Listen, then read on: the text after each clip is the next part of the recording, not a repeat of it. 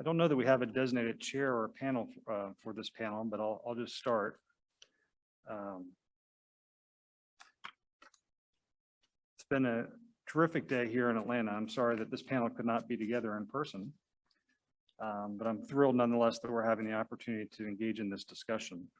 My name is Brad Coleman. I am the director of the John A. Adams Center for Military History and Strategic Analysis and a professor of history at the Virginia Military Institute in Lexington, Virginia. It's great to be at this meeting. In 2015, a small group of historians and administrators in the Commonwealth of Virginia met at the University of Virginia up in Charlottesville. And we created a group, which we called at that point the Virginia Consortium of Colleges and Universities Studying Slavery. Since 2015, that consortium has grown into a movement, and I cannot tell you what great joy and satisfaction it brings me to see the talent and the energy and the candor and the honesty and the rigor and the fellowship of this group. So thank you for the chance this evening just to give you a brief update on happenings at VMI over the last year. So I'll pull up.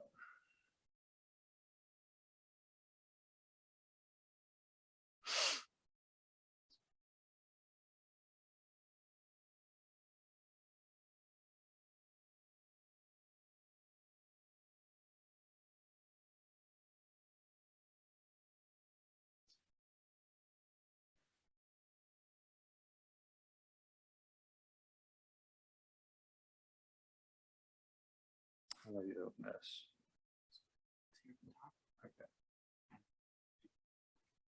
Okay, here we go. We're in business. I've got a house computer here at Emory, and it's fancier than the equipment we get at VMI, so I appreciate the technical support. The last year has been a really eventful one for us at the Virginia Military Institute. VMI, you may know, is a four-year state military college in the Shenandoah Valley, Virginia, established in 1839. We have a rich and complicated history, to be sure, one that's deeply interwoven with the antebellum South, the American Civil War, the Lost Cause legend that follows, and on. So too, it's a dynamic 21st century educational institution. These things can coexist, and they do coexist at VMI in Lexington, Virginia. Let me say just very briefly that the punchline here, of course, is that it's been a dynamic year and a lot has changed, but there's a lot of work left to do. So if I don't get to that in my 10 minutes, know that that's the state of affairs. There were conversations occurring at VMI when I arrived in 2012 regarding our history and our the legacy of Jim Crow and the Lost Cause, the Civil War, and the antebellum experience of the institution, but there was very little or no action taken at VMI. There were some contemplations of action, of course, following the violence in Charlottesville in 2017. We and John Lewis came to VMI in 2015. Like, there was a lot happening, but there's very little action. Everything changed in the summer of 2020.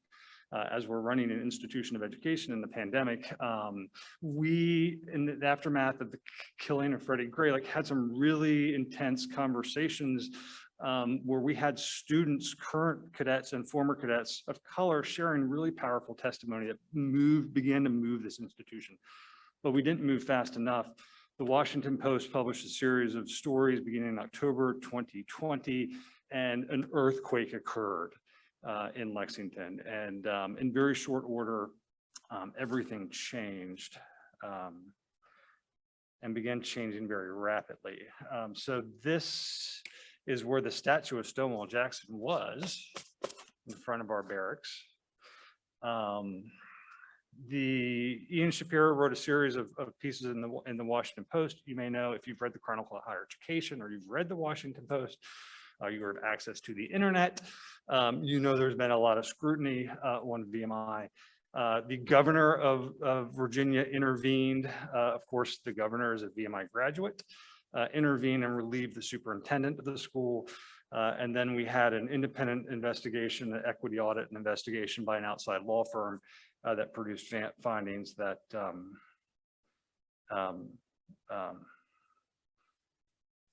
are driving the conversation and driving actions as we go forward. So we emerged from this in 2021 with a new superintendent, a new leadership team. Our new superintendent is Major Cedric Wins, another VMI graduate class of 1985. We have a board of visitors, that's the governing body that's functioning and acting with a new focus on diversity, equity, and inclusion. We've taken some important steps regarding the cultural landscape. Some of the most high-profile Confederate statues are gone. Other things are currently being reviewed. They recentered the parade grounds around a statue of George C. Marshall. It previously had been focused on Stonewall Jackson, who was a professor at VMI before the American Civil War. We've adopted an action plan, a one core, one VMI action plan, which is a multifaceted, multidimensional blueprint for us as we move forward. So there have been important steps taken, and I'm very optimistic. I'll say I'm very pleased with where we're at and where we're going.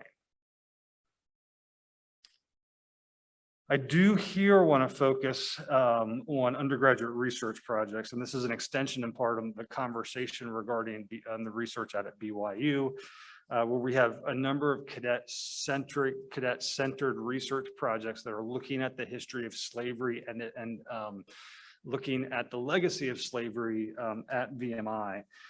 We are, of course, first and foremost an educational institution. It makes a lot of sense for us to include our students in this process. They have done some remarkable work. So I want to highlight two students here in particular, Christopher Halbert, who has, pause one second. We have a summer undergraduate research initiative at VMI where we pair students with faculty mentors and then pay the student to stay in Lexington or go to some other site, the National Archives, Library of Congress, to work on research projects that could not be accomplished during the normal academic cycle. And so we had two of these projects funded for the summer of 2021. One was Christopher Halbert here on the right. And his project looked at labor at the Virginia Military Institute between 1839 and 1851, so the early or the antebellum period. And his faculty advisor was Madeline Forrest Ramsey. She's a incredibly talented, young, vibrant Civil War historian at the Institute. The other project was by Cadet Whitney Edwards Roberson. She was looking at Black history of VMI, the African-American employee experience during the Jim Crow era. And I had the good fortune of serving as her faculty mentor during the summer of 2021.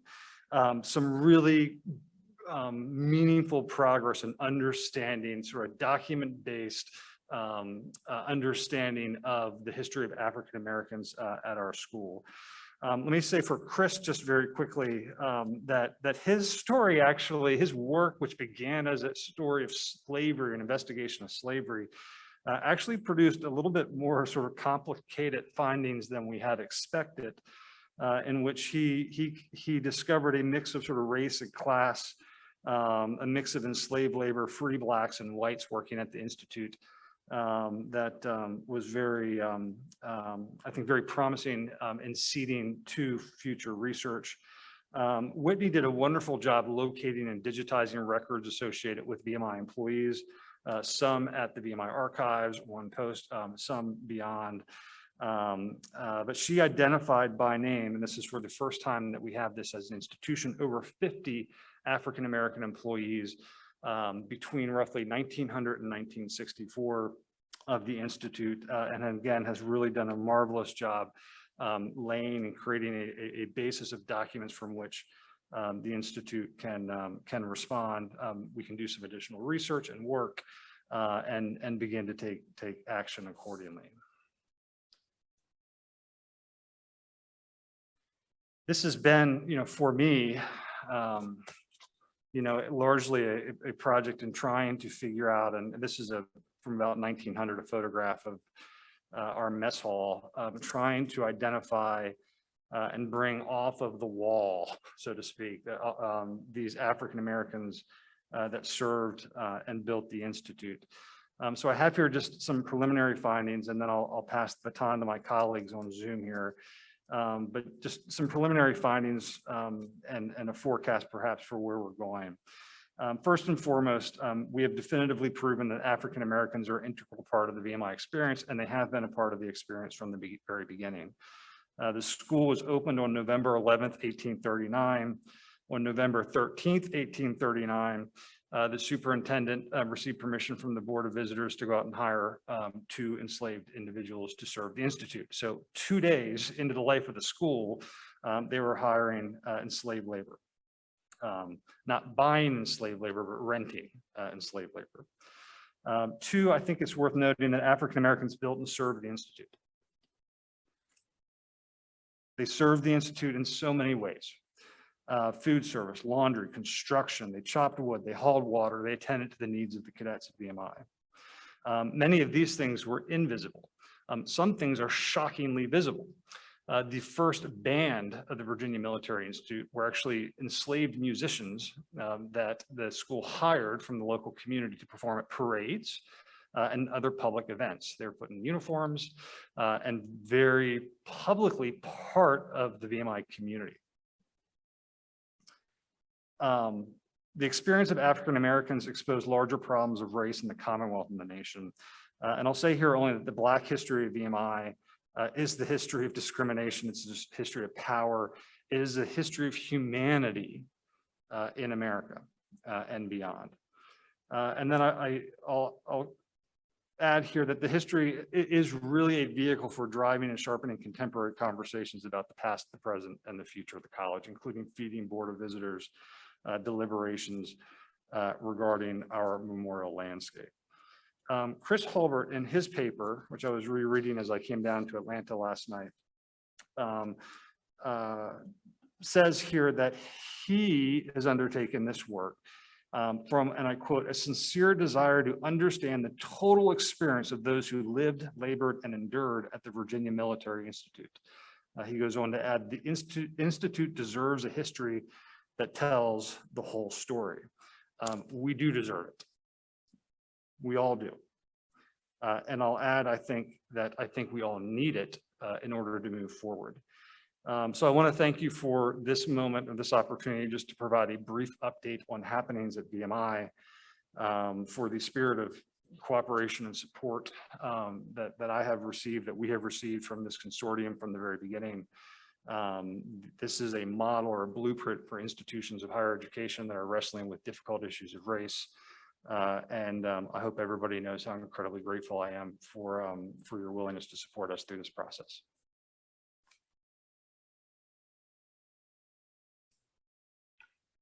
Since we don't seem to have a host, I'll introduce myself. My name is Ted Gordon. I'm, what am I? I'm an associate professor of Black Studies at the University of Texas at Austin in the African Diaspora Studies program. And I'm joined by my colleague, Dr. Olivia Menna, who will introduce herself after I've taken up my full 5 minutes of our 10-minute presentation. It's going to be whirlwind. We really appreciate being here. We recognize the great work that your organization has done. We relish the opportunity to participate, even though we're not members of it. And there's a couple of reasons for that. One is the politics of the institution. After all, we are Texas. And then second of all, there's the issue having to do with the history of the University of Texas, which is a little bit different than the history of many of our fellow ex-Confederate state institutions. And I'll get into that in a second. I've been at the University of Texas for a very long time, over 30 years. And spent a fair amount of that time documenting the inequities, exclusions, and erasures faced by Black folks at the university, and started out trying to respond to a demand when I first got to the institution for some kind of accounting of the place of Black people at the institution, and began by trying to help particularly staff members who were particularly interested in this through statistical means and other means, kind of locate Blackness and where we stood in relationship to the university, which was not in a very good stead, but nevertheless, by the time I got there in the late 80s, actually 1990, we were there. And then from there, I tried to bring to the analysis and presentations around campus the agency of Black folks, particularly the agency of Black folks in terms of making or forcing a presence on the institution. But one of the things that was most important for audiences, again, mostly of staff and some students, was the question of why the absence of Blackness or the seeming absence of Blackness. And so I turned my attentions to that and found that in some ways, the history of that seeming absence could be followed through a better understanding of how it is that the built environment of the campus evolved. All right, I'm from New York, and I will admit that when I first got to Texas, into the University of Texas, I was shocked by the continuing presence of the largest collection of lost cause statuary on any campus in the country at the entrance of the university.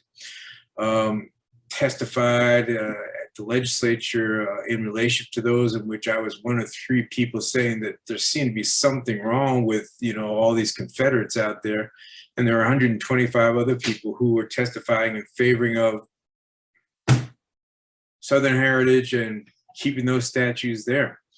And so looking at the campus became, and trying to sort of document and read the campus became something that I was very much interested in, particularly because having Robert E. Lee and Jefferson Davis and folks like that on campus belies the fact that the University of Texas is unique among flagship universities of the former states of the Confederacy, and the fact that it didn't get established until well after the end of Reconstruction. So there is no real experience of slavery. I'm sure some of the capital that was, used to create the institution came from the coffers of those who had previously engaged in slavery, but it's a post-Reconstruction institution. And so what are all these Confederates doing on campus, and what particularly are the ways in which the campus sees itself and represents itself in the post-bellum era, in the white supremacist post-bellum era, and also in a space which considers itself to be the Western expression of Southernness, and sees itself as being exceptional in that regard. And so I developed something called the Racial Geography Tour. There's an online expression of it. Let's go to our next slide. And it seeks to try to understand how it is that the university thought of itself in racial and in gendered terms over time, and how that gets expressed in the ways in which power relations are sedimented into the built landscape. This that you see here is, what you saw on the slide before was what happens when over time people begin to recognize that some of the aspects of what they're experiencing in terms of racial marginalization and racial erasure has something to do with the everyday ways in which the past of a university or an institution are represented, and begin to react in relationship to that. So well before things like this happened at other institutions, the University of Texas began to dismantle some of that. We had a dorm named after a Grand Dragon of the Ku Klux Klan. The name was changed in 2010. Then in 2015, the scene that we just had up occurred, in which Jefferson Davis and Woodrow Wilson were taken down. And then in 2017, we had Albert Sidney Johnson, Robert E. Lee, Reagan, those statues taken down. So there has been a process of addressing the ways in which the post-bellum racial culture of Texas is represented on campus.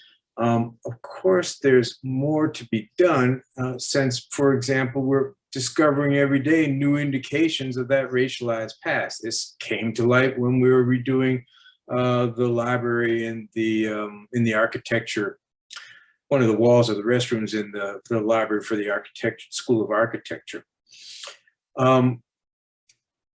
In the spring and summer of 2020, we had the racial reckoning around the murder of George Floyd, and frankly, a number of other Black folk, including in Austin, Texas. And students, having been sensitized by the previous work to remove some of these symbols in the past, and also by the racial geography tour, began to demand even more response or restructuring of the symbology on campus. And we now are engaged in a process in which we're trying to create an alternative commemorative landscape, which speaks more to the current racial politics, or at least announced racial politics of the university, than it does to the past racial politics. And I'll leave it to Dr. Menna to pick it up from there. Thank you, Dr. Gordon. And I just also very excited to be here. My name is Dr. Olivia Menna. I'm a research associate at UT Austin, working with the campus contextualization and commemoration projects. And my 5 minutes is going to be talking a little bit about one of the projects we're working on, kind of a starting point, our starting point in some of these historical narratives. Let me see if I can move my slides along. There we go. Let's see. Is that, yeah. So the narrative I want to start with is a court case that a Supreme Court case that UT was involved in. And so in the 1930s, the NAACP commissioned the Marigold Report to create a strategy for ending Jim Crow and segregation once and for all.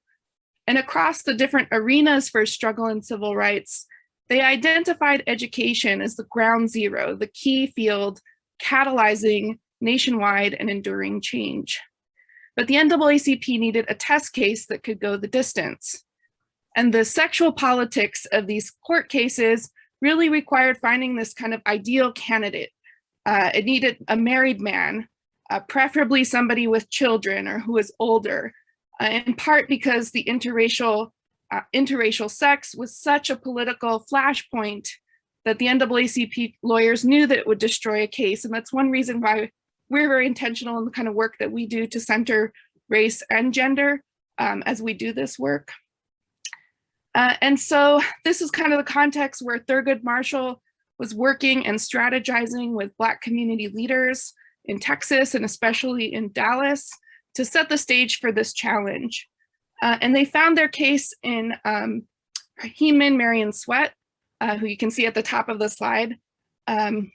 He was a US postal worker and also a communist. He applied to UT Law School in 1946 as a test case that was really meant to set a juristic stage for the US Supreme Court to overrule Plessy versus Ferguson, and eventually led to Brown versus Board of Education. And so this case positions our university as this important historic location to think about how this national struggle played out.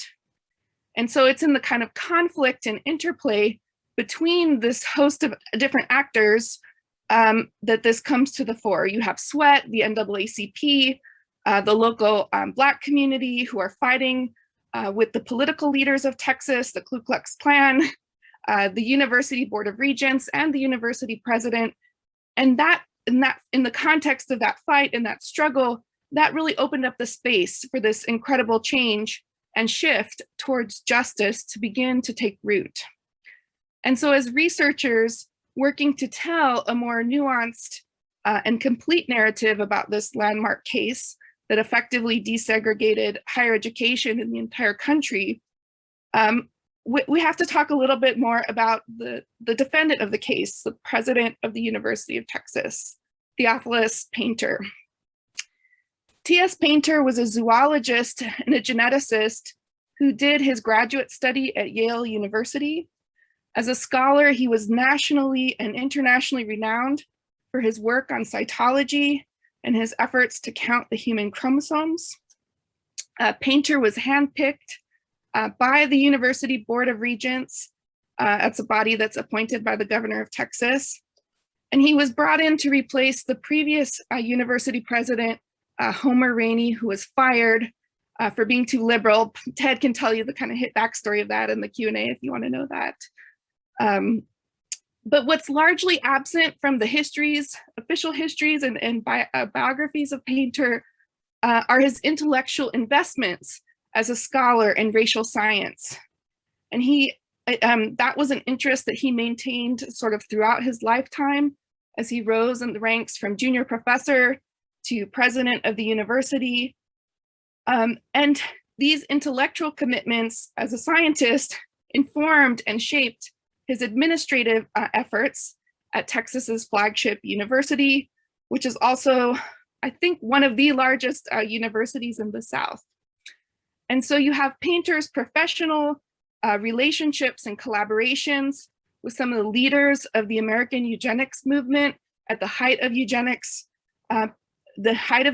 movement on one hand, and then on the other, you have him really involved in leading a coalition of Southern University presidents who were working together in collaborative ways to block and disrupt integration efforts, making Painter really kind of key figure in this larger fight to end segregation. And so when we are using these named buildings on campus, like Painter Hall, which you see in the picture, which today houses the School of Human Ecology, we use these sites to tell these more nuanced narratives about the intersections of the histories of racial science with the legal battles to enact civil rights. And we do this to kind of help us move beyond the kind of celebratory framework that characterizes these historic struggles to end racial oppression in our country as something that's completed or past tense or over, and rather instead take this more critical lens to think about the ways those struggles kind of continue in more recent contexts and the new kinds of narratives that we want to tell ourselves about our futures. Thank you.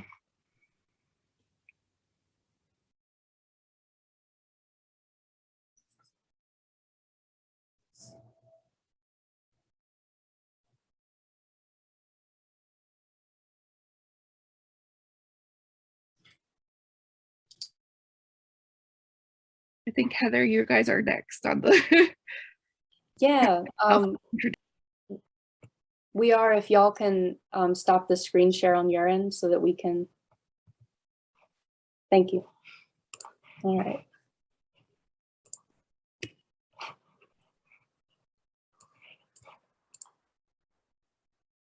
Nope.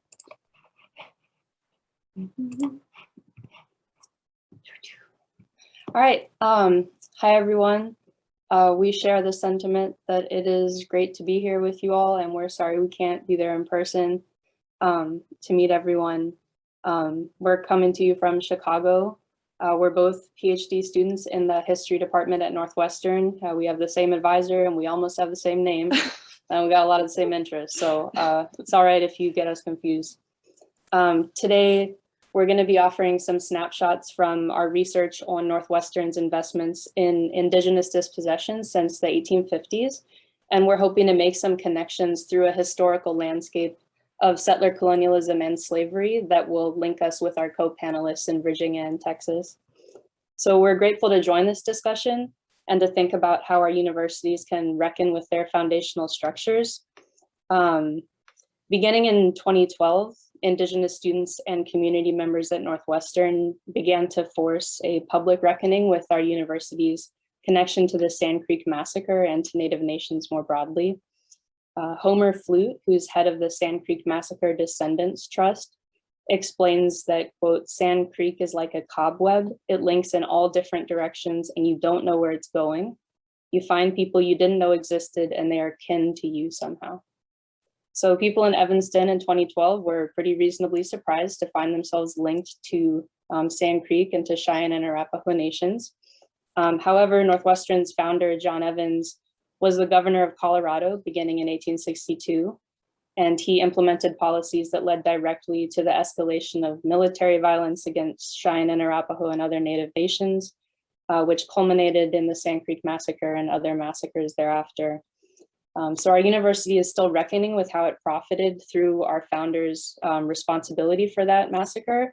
But in the meantime, less attention has been given to histories of dispossession that are a little closer to campus in Illinois.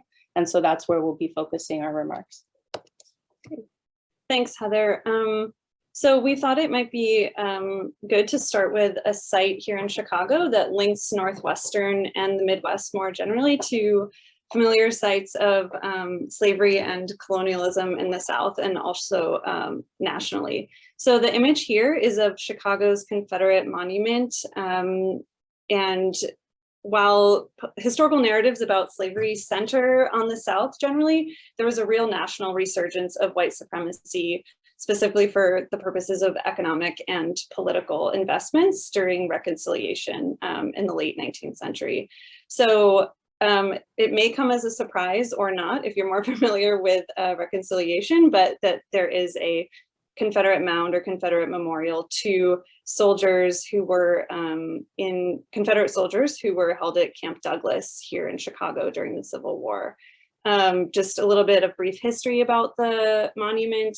General John C. Underwood, who was head of the United Confederate Veterans here in Chicago, designed the monument and was at its dedication on May 30th in 1895, along with President Cleveland and an estimated about 10,000 or so onlookers. So if we begin with Chicago's Confederate monument, it sort of unifies the historical geographies that are really represented on this panel. And we think that investigation of university histories have to reckon with both slavery and indigenous dispossession and how these processes have cross-temporal and geographic divisions, sometimes in unexpected ways. So although universities frequently claim a localized past, they are really embedded in national and more transnational geographies. So with that in mind, this is a map of the area that Northwestern is in and Chicago more broadly from the 1829 treaty at Prairie du Chien, where the US drew a line that became known and is still in some areas known as the Indian Boundary Line. The following year, the Indian Removal Act empowered settlers to coordinate genocidal policies at local and state levels across the United States and including in Illinois. So on this map, the arrow that you see indicates the 1,280 acres of land that were initially reserved in the treaty for a Potawatomi woman named Archange Wilmette. And the area now includes a town named Wilmette and also parts of Evanston, which is where Northwestern is located. However, by 1838, settlers had seized all of the lands reserved for her in the treaty. Potawatomi families joined Menominee, Odawa, Miami, and other Native nations in what Potawatomi historians now call the Trail of Death, which is a similar historical experience to the forms of removal and trails of tears that are perhaps more familiar in the Southeast. So with the federal and state governments funding of violent dispossession of indigenous people here near Ininwewee, Gitchagami, or Lake Michigan, white settlers saw a business opportunity and they took action by forming tax-exempt institutions for higher education that also became ways of investing in real estate. So these historical narratives sort of about the Northwest Territories and states that emerged from the Northwest Territories have really obscured contemporary understandings of the region's connections to slavery. In the first half of the 19th century, there were multiple instances and iterations of unfree and bound labor in Illinois, including enslaved people. There were salt mines that enslaved workers were a special provision was made in the state's constitution for them to come work across the border in Illinois. And Southern Illinois really maintained a more porous border when it came to slavery, as it bordered in several slave states. So the absence of plantation slavery does not indicate equality or the absence of white supremacy in Illinois, in Evanston, and at Northwestern.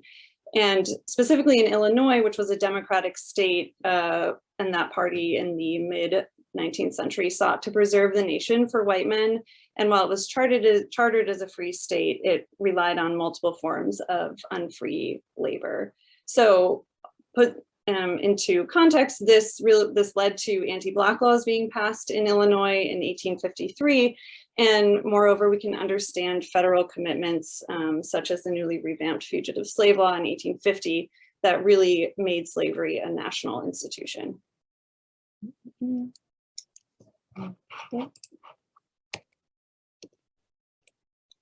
All right, there we go. So it's in this context that Hope's laid out that the Northwestern University, named for the Northwest Territory, was founded as a Methodist university with the goal of educating Christian missionaries and entrepreneurs.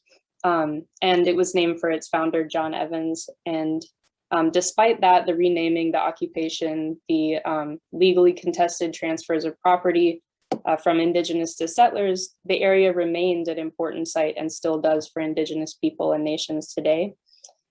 Throughout this process, destroying Native geographies, cultural geographies, funerary sites, and property was a deliberate and enduring process that settlers relied on in order to secure their claims to real estate and their claims to the university's future.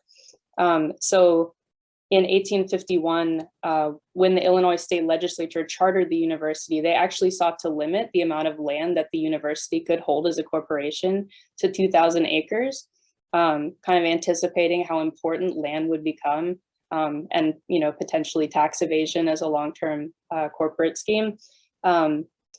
Even still, the university acquired approximately 680 acres in Evanston and Wilmette alone. And the university has continued to control the majority of its land on a tax-exempt basis. So real estate began and continued to be a principal investment mechanism and a long-term financial strategy, which again relies on this fundamental erasure of Native legal claims to land. And John Evans as a founder's role in shaping that financial strategy is notable because he continued that strategy that he began in Evanston and Chicago when he moved to Colorado as the governor of the territory. And in fact, his efforts lobbying for the Transcontinental Railroad through Cheyenne and Arapaho territory likely motivated some of his policies, which directly led to the Sand Creek Massacre. So here we have a little bit of on the bottom right is a bond, a Northwestern University bond. So this is one of the ways that the university fundraised and also developed a broader set of stakeholders by exchanging bonds for pieces of land the university had mortgaged. You'll see on the left that this narrative about Northwestern's growth has been very important consistently, to the point where in 1906, it was kind of celebrated as not just an achievement financially, but an indication of the university's ongoing prowess as an educational institution. And just to sort of bring the picture from a wider scale down to a more local scale in Evanston and onto campus, though only a few years had passed since the treaty that Heather mentioned in 1829, Northwestern and other white Evanstonians quickly initiated the process of relegating Native people to the past and treating their exhumed graves as artifacts of a dead society. So this erasure occurred locally and intentionally. Just one example of this, in 1886, when Northwestern broke ground for Heck Hall on its campus, the workers exhumed at least 2 graves of Native Americans. And that's a picture of Heck Hall as it stood in 1879. Further, members of Evanston's Historical Society in the early 20th century hunted remains along the university's lakeshore. And to quote one of the members of the Evanston Historical Society in the early 20th century, quote, "As to the ancestry, identity, and personal habits of the mute tenants of the campus," speaking of the exhumed graves that they found, The bank of the lakefront I will leave, as it must be left to surmise and speculation. So relegating to them to an unknowable time in the past. So just to point out that Deering Library now stands on where Heck Hall used to stand, and it's a centerpiece of Northwestern's current campus and student life.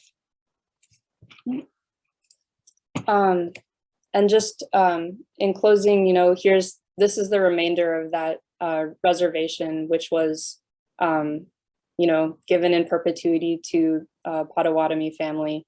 It's long been subdivided, sold off. The university owned the majority of it, and sold it in individual shares to other people. And this marker on the left is a picture Hope took just a few weeks ago. This is kind of the extent of local historical recognition. And, you know, we're looking to dig deeper into this in the future. So just to conclude, the university has yet to critically examine its relationship with Indigenous communities, where it stands in Evanston and settler colonialism more broadly. Mm. Thank you.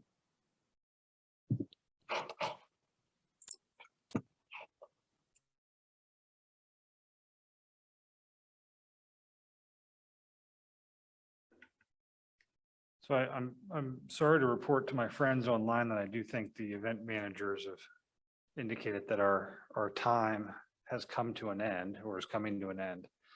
I do want to say how much I've enjoyed these presentations and sort of meeting you all virtually. And I do expect and hope that our paths will cross again. And Olivia, I'd like to especially talk with you. As you probably know, Tom Clark was a former VMI cadet before he goes to the University of Texas, becomes an attorney general, and desegregates his alma mater. So that would be an interesting opportunity for some collaborative research going forward. But I invite any sort of concluding comment from you all, but just know that on the ground here, I think they're ready to pull the plug on us.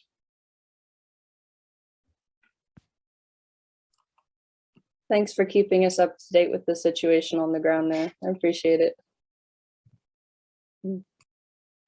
This pandemic will end